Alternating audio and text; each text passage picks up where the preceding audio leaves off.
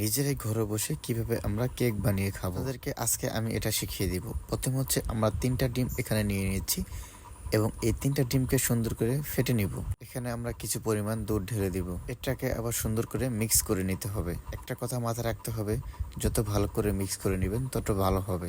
পরিমাণ মতো আমরা চিনি দিয়ে দিব। চিনি দেওয়ার পর এটাকে আমরা সুন্দর করে ফেটে নিব যাতে চিনিগুলো মিক্স হয়ে যায়। এরপর হচ্ছে আমরা আটা দিয়ে দিব। আপনারা পরিমাণ মতো আটা দিয়ে দিবেন। আপনাদের ফ্যামিলির লোক অনুযায়ী এখানে হচ্ছে আটা দিতে হবে। আমাদের ফ্যামিলিতে লোক কম, এই জন্য আমরা আটাও কম দিয়েছি। এটাকে আমরা সুন্দর করে ফেটে নিব যাতে করে সবগুলো মিক্স হয়ে যায়। এটা সময় ধরে আস্তে আস্তে খুব সুন্দর করে ভালো করে আমরা এটাকে মিশিয়ে নিব যাতে করে কোনো আটা না দেখা যায় এবং কোনো আটা দলা দলা না থাকে।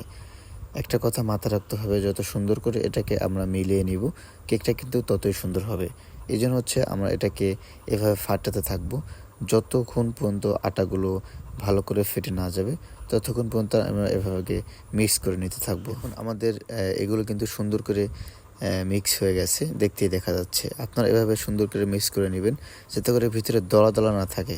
এরপর হচ্ছে এটার ভিতরে আমরা পরিমাণ মতো সয়াবিন তেল দিয়ে দিব। সয়াবিন তেল দেওয়ার পর আমরা আবার এটাকে সুন্দর করে ফেটে নিব যাতে করে আবারও ভালো করে মিক্স হয়ে যায়। আমরা একটি বড় কড়াইয়ের মতো উঁচু এটা এখানে নিয়ে নিয়েছি। এটাকে একটু গরম হওয়ার পর এটার ভিতরে আমরা সবগুলো ঢেলে দিব। যখন আমাদের কেকটা এরকম কালার আসবে তখন হচ্ছে এটাকে হচ্ছে আমরা একটা হড়া দিয়ে এটা ঢেকে দিব যাতে করে কোনো ভাপ না বের হতে পারে।